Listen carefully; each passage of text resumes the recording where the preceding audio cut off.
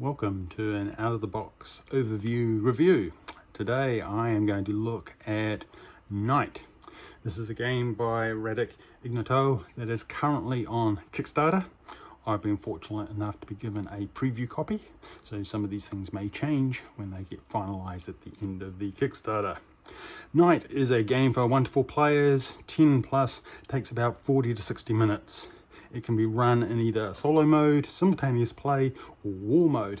I'm going to look at the solo mode because I predominantly play solo games. This game is what I'm calling a resource and write. So it's a bit of a mixture of board games. So you've got boards, you've got tokens that move around, you've got meeples that go on the boards, but you've also got, you need a pen, you'll need a marker pen, and I've laminated these sheets. You need to cross off things as you kind of like a traditional roll and write, but there is no dice, so we're not doing any rolling. So we collect resources and use these to unlock abilities that then can chain to unlock more and more abilities.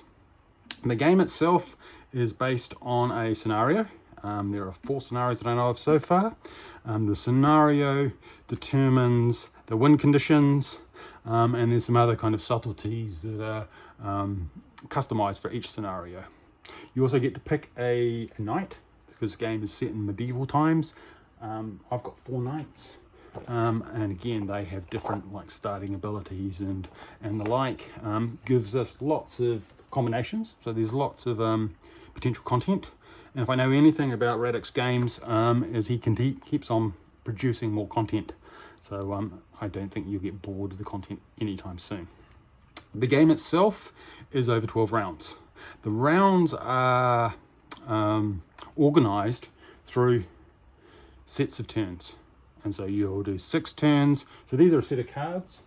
So the randomization in the game is determined by these cards that these cards that represent each turn. So we've got a whole set of cards. We randomize them, we lay them out, we get to see the first one and the last one, and we will move through that 3 turns, 3 turns, 3 turns, 3 turns. Then it'll be determined whether we've won or lost, unless we've already hit the losing or winning condition.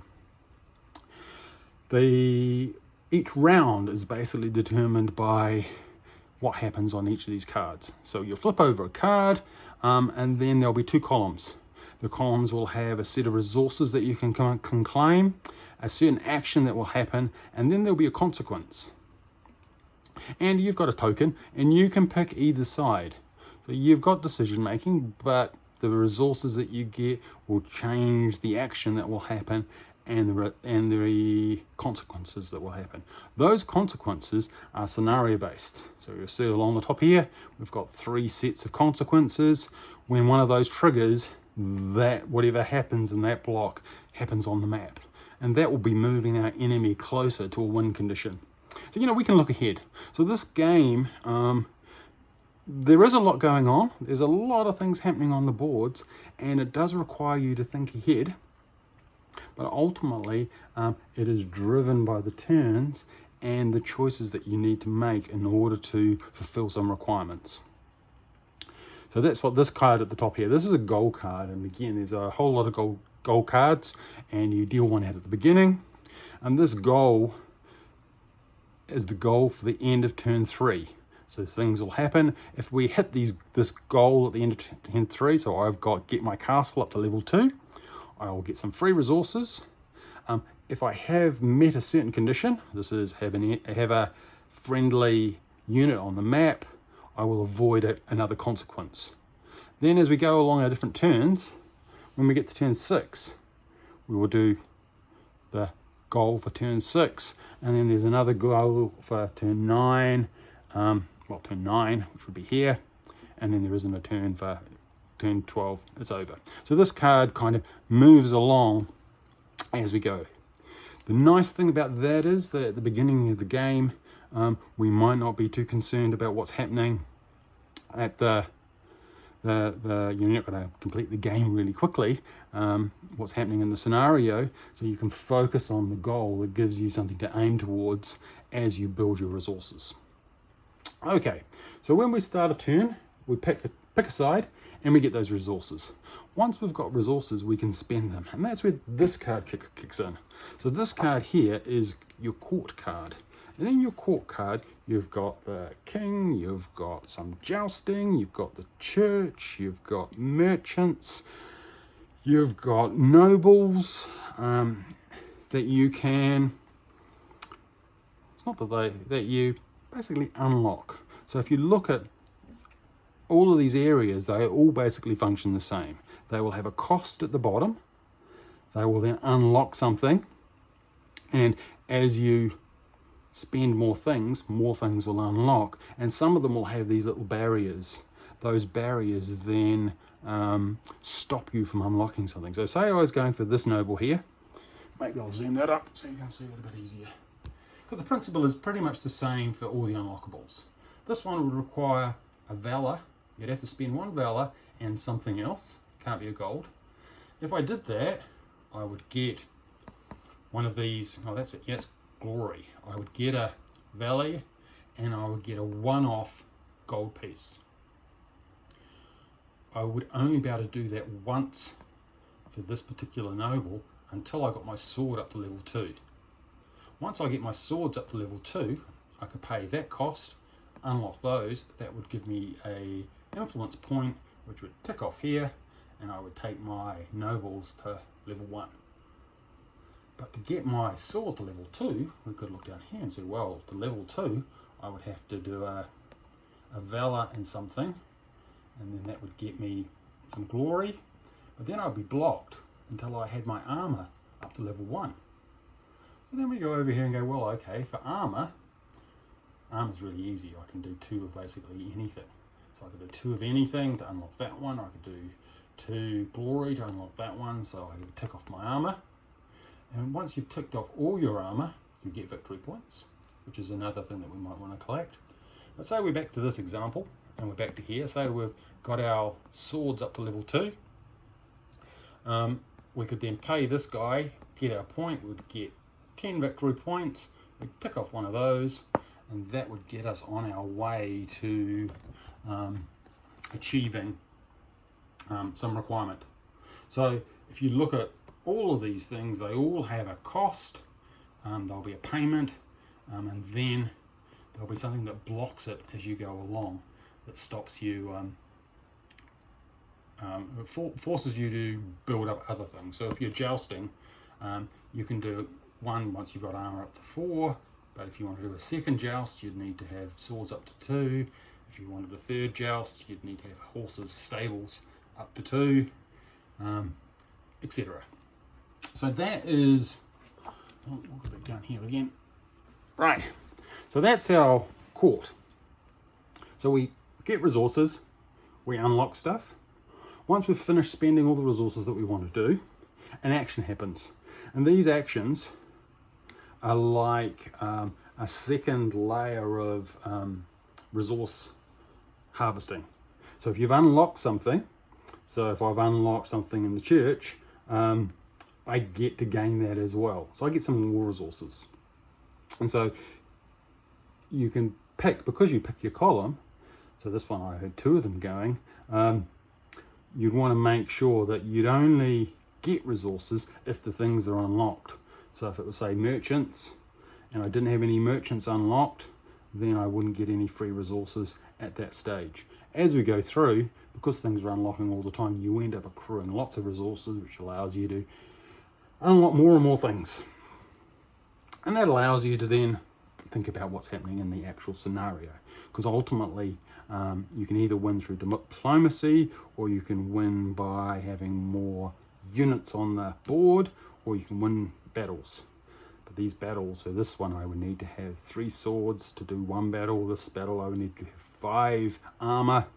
And so again, you can look ahead in terms of what you need and use that as your decision making with your resources. You've also got areas on your Knights card that allow you to buy things. So if you've got a level 2 or level 4 armor, you can spend, you get 6 one-off payment for 6 coins. So anything that's in a star is a one-off payment. Other things repeatedly earn you income. And so you basically go through picking resources, unlocking things, taking consequences, and try and fulfilling the current scenario. Like I say, a lot going on, so why don't I start playing, and that'll get you a better idea. So first thing we need to do is we need to put our meeples on their diplomacy tracks, because we start off at 1, and that's one of the win conditions if we can fill diplomacy, but that's kind of tricky. We've got starting resources, and then I've got choices. So I think I'm going to choose this side. So then I'll get 2 valor, and I'll get 3 hearts. Oh yeah, and you've got coins down here that you can spend. So if I spend, I can spend 3 coins to get any resource. I can spend 1 coin to flip over one of these things. So there's lots of things you can do to give you insight into what's happening later on.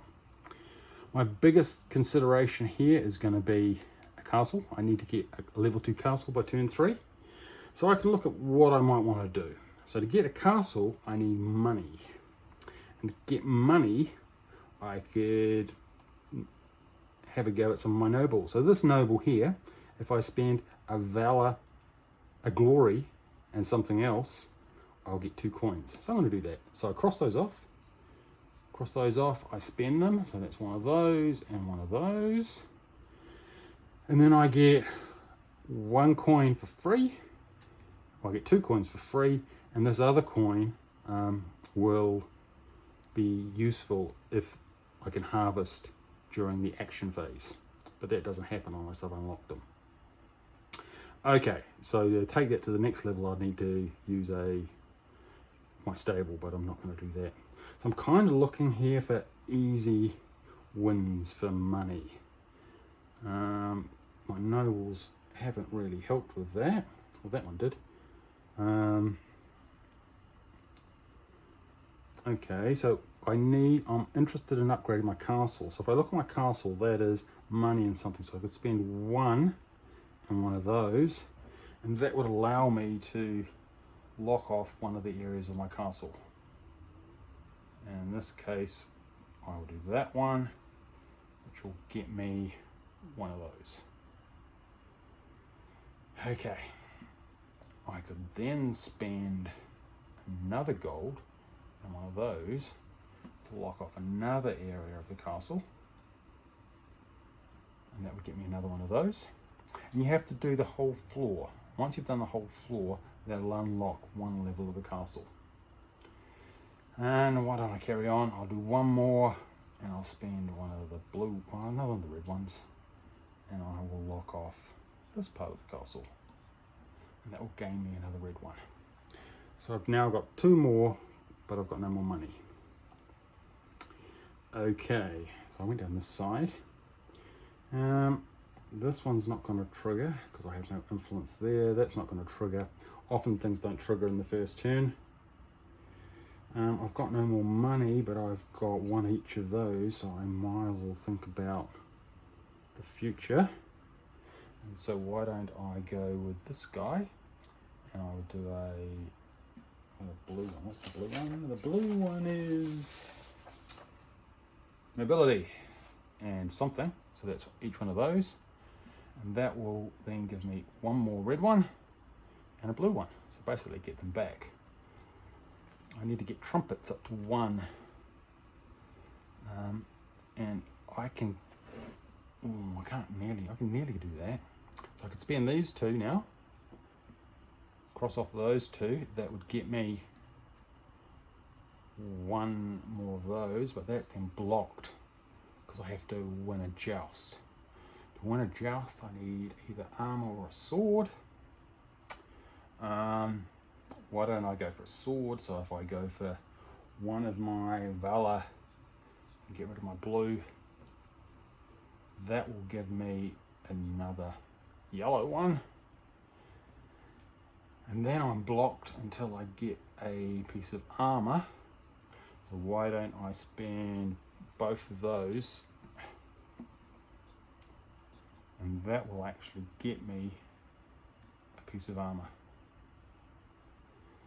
which means this one will be unlocked. So I basically spent everything, which is kind of useful. So now we would move to the action phase, and these two would trigger, but because I don't have any influence in those two areas, I'm not going to get any resources. If I did, I would harvest everything that was in a square box, not the stars, as extra resources. So first turn, that's not hugely surprising.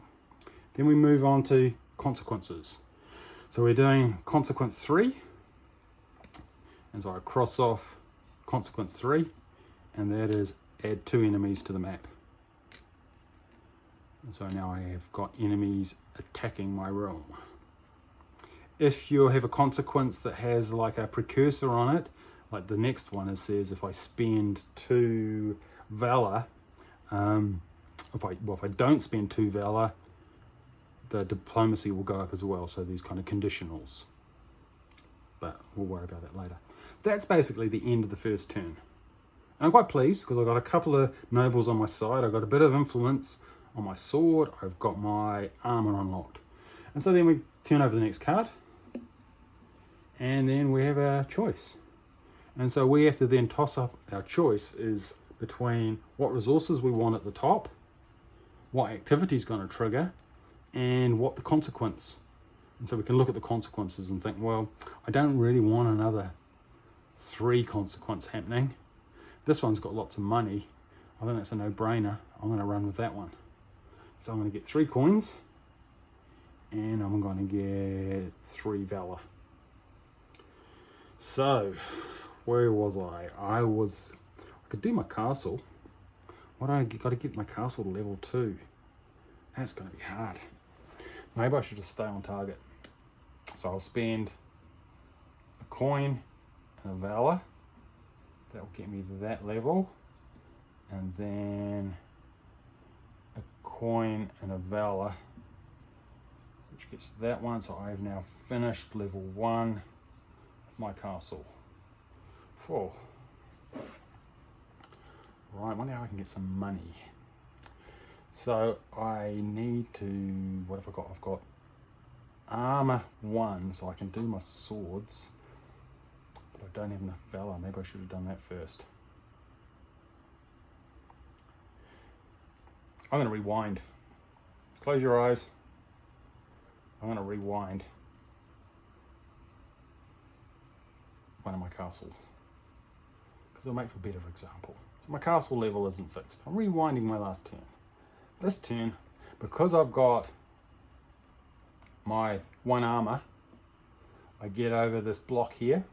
I can spend, oh, I still can't do it because I need 3. Still don't have enough. Okay, fine. I'm gonna go back to my castle. I got my level of castle, so that cost me 1 and 1. I might wait there actually, because oh, maybe I should spend it. There is a lot of thinking ahead, because if you can think ahead well enough, I need to do a battle. And to do a battle, I need to unlock, what have I got? I've got valor.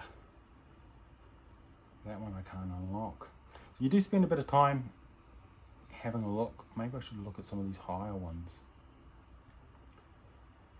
No, I need 3s for those, 3s for those. Of course, if you make unfortunate choices at the beginning, that's going to come back and bite you later. Okay, I'm going to hold on those, because then I can use them next round. Then we're going to do the house. I've not unlocked any of those, so I probably should have prioritized that. Then we've got consequence 1 kicks off, and I get another enemy. And they start where there's a little enemy plus sign. They're not going to attack yet, but they might do soon. Then we go to turn 3.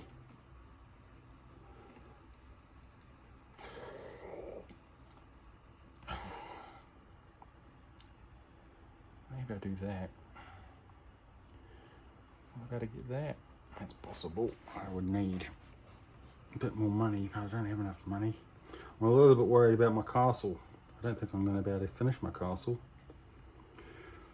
Well, I'll go with the money. So I'll have 3 glory, I'll have 2 money, and see what we can do with that.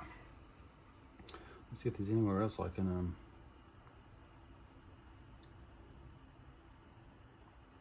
Okay, so I'm going to spend 2 of those.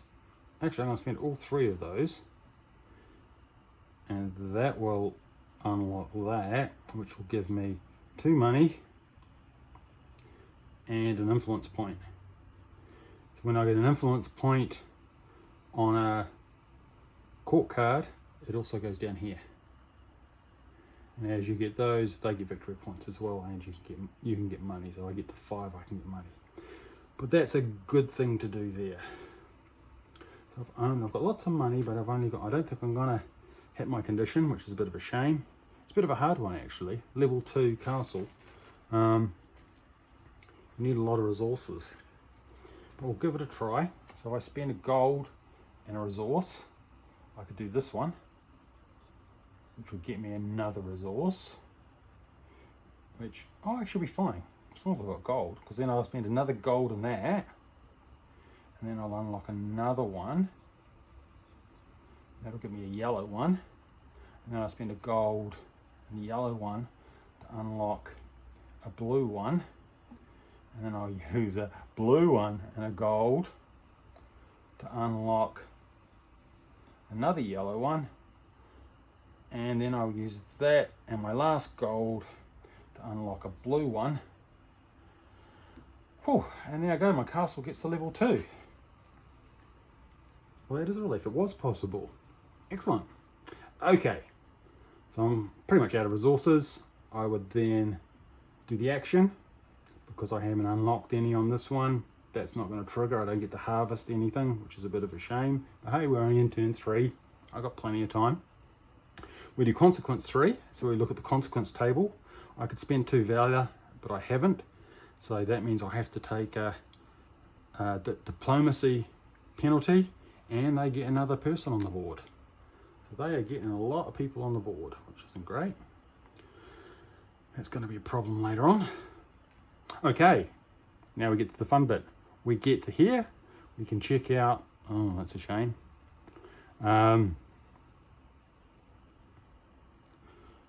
I have met my condition for turn 3. Yay, I have my castle at level 2.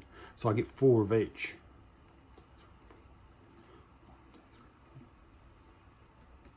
And so you can see how this is going to open up lots of different combinations later. Now I've actually got money. Because I don't have anyone on the board, I then have to take that negative. So I get 2 more enemies on the board. So the attack on the realm is getting rather dire. To get someone on the board, I would have to use a command point. And usually those command points come when you get influence or a king's action or something, but I've been a bit unlucky. I haven't had any, I didn't pick it. Okay, so this would then go to, these basically could scoot down, then turns 4, 5, 6. This would go to the end, that goes under there, to remind us that at the end of that turn, we're then aiming for 120. I've got to get 120 victory points. At the moment I have 0, but that's okay. Last time I played this, when I got to turn 6, I generated 200 victory points, so they do happen quite quickly. So we move to turn 4. Turn 4, I've got lots of fun things happening. I'm going to go with this one, because I've already unlocked one of these on, I think this is the merchants, so I'm going to get 1 gold for free. If I can unlock a another noble or 2 nobles, I'll get lots of things. So definitely take this one. Well, okay, so there's something else you need to think about before I go raging ahead, is that these things are blocked, so you can't have more resources than are available. So if I take this one, sure, I'll get more money, but I'm going to lose all the blues. I might be better to do this one, and then I'm going to max the reds and the yellows, and I'll get a gold coin. But now I've got lots of resources. Let's see what I can do. I really want to do a joust. So let's aim towards doing a joust, because that will open up more fun things as well. So I have got armor 1, tick. So I can spend 2 Valor and something else, and 2 and one of those, and that will give me a gold, thank you, a blue one, thank you, and an influence point. So I get to tick off 1 sword and I get another influence point on my quota. I needed 2 swords. So how do I get the 2 swords? I need 4 armor. Yeah, I think that's well worth doing. So I'm going to spend 2 of the nobilities to get another armor. 2. So that means I want 2 armor. Then I'll spend 2 valor to have another armor. Then I'm going to spend 2 glory to get my 4th armor. So that's pretty good. Okay, so now I've got 4 armor. I can go do a joust. So I need 2 valor and something else. So I can do a 4 armor joust, and that will get me 5 coins, 15 victory points, which is a good start, and an influence point. I'll cross that off, cross that off. So that's really good. What are we doing? We're going to have the church. And how could I do the church? I could get there. So if I do this, I could do 2 nobility and something else. 1, 2, and one of those. That will get me 1 more glory, 1 more coin, and another influence point, and level 1 of the church, which is good because then I can cash in on that. I'd need homesteads of up to 3 to take that to another level, so I'm not going to do that. What do I need to do? I need to get victory points, and if I do, I'm going to get 2 command points. So let's see what else we could max out. Why don't I spend 2 more money and have another armor? And what else have I got left? I need a red one. Okay, I don't want to do that. Yeah, why not? I'll spend, oh, okay. Do I want to do that? Probably not. Right, what else do I need? I need victory points. I'm a bit worried about what's happening on here. Could I do a battle? Oh yeah, okay, I could do a battle. Okay. So to do battle, I need those. Can I swap? I can spend 1 gold to swap anything to anything else. So for example, I spend 1 gold, I could turn that into a valor. I spend 1 more gold, turn that into a valor. Then I could go into the scenario board and say I've already got 5 armor, so I'll do this battle, which requires 1 of those and my 2 valors. That will get me 20 victory points, and more importantly, I get to take one of the meeples off because I win, and I completed 1 of my 5 battles. If you complete all 5 battles, that is the win condition. And I'm kind of going to stop now because you kind of see how the game plays. You make choices at this level, you get resources, you use those resources to unlock influence. You can chain those influence together. You saw what I did with the castle by using a bit of coin and different resources. I got to unlock more. If you fulfill the requirements, so I'll get that at turn 6, there was another one at turn 9, and then turn 12. The consequences will cause more enemies to arrive or start tramping across. If they get to my castle, I lose. If they have more than, I think, 4 on my castle undefended, I'll lose. If they hit the diplomacy track, I'll lose. And so it's about juggling your resources, unlocking things I guess what I could do is say I carry on the church action. We look at the church. Because I've unlocked the church, I'll get, I shouldn't have crossed that one out, I'll get 1 glory for free, because that's in the free range. As you unlock more, you get more free stuff. So as you unlock stuff, you get more free stuff. And then I would do consequence 3, which is, I think we did one of those. I didn't cross it off. Another consequence 3 is they would get 1 more on their diplomacy, and they would get 2 more meeples. So I am getting overwhelmed, and they're going to start going across the board and do horrible things. Anyway, I'm going to stop there. I really like it. It's quite different. It's more complex than some of the other games and that this design has done.